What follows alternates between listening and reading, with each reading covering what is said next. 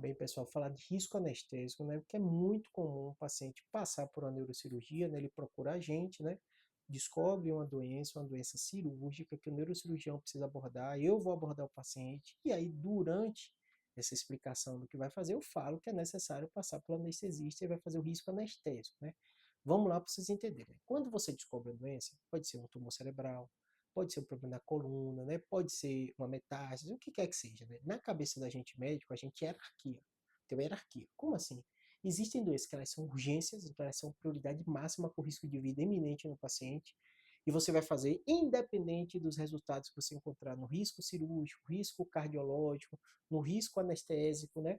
Só que grande parte das doenças que eu lido no meu dia a dia, e muitos médicos não são essas doenças de urgência, que é de um pronto-socorro, tudo isso, às vezes não dá tempo de você fazer isso, são doenças eletivas, que você precisa operar, mas dá para fazer os exames e preparar o paciente muito bem.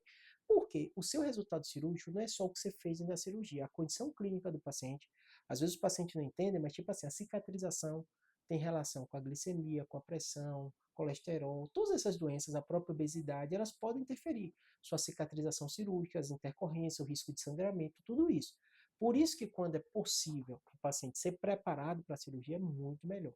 E aí entra essa questão do risco anestésico, porque vai envolver a condição clínica do paciente, que o anestesista sabe o que intercorrência pode acontecer naquele tipo de procedimento.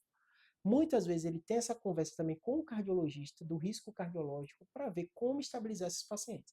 Além disso, o risco anestésico, o paciente já sabe o porte da cirurgia, o que você vai fazer. Por isso que a gente normalmente manda para anestesistas que a gente conhece. E esse anestesista já sabe que você usa, então vai ter que ter uma invasão de um vaso específico. Ele já vê a anatomia do paciente, às vezes pede o exame específico, vê a questão de coagulação, vê a questão dos remédios que o paciente toma. Então, às vezes o paciente toma anticoagulante, o AS não vai poder tomar durante a cirurgia, senão aumenta. A gente, cirurgião, explica também, mas o risco anestésico é importante também. Além disso, a abertura da boca do paciente, ver se a intubação é fácil, é difícil. Muitas vezes ele tem que ter um vídeo na sala para intubar aquele paciente, porque ele já viu no risco anestésico que a intubação daquele paciente é difícil.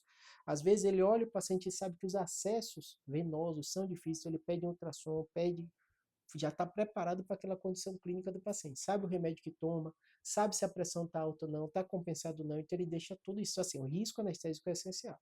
O resultado da cirurgia não envolve só a técnica que a gente faz, envolve toda essa estabilização que o anestesista faz, né?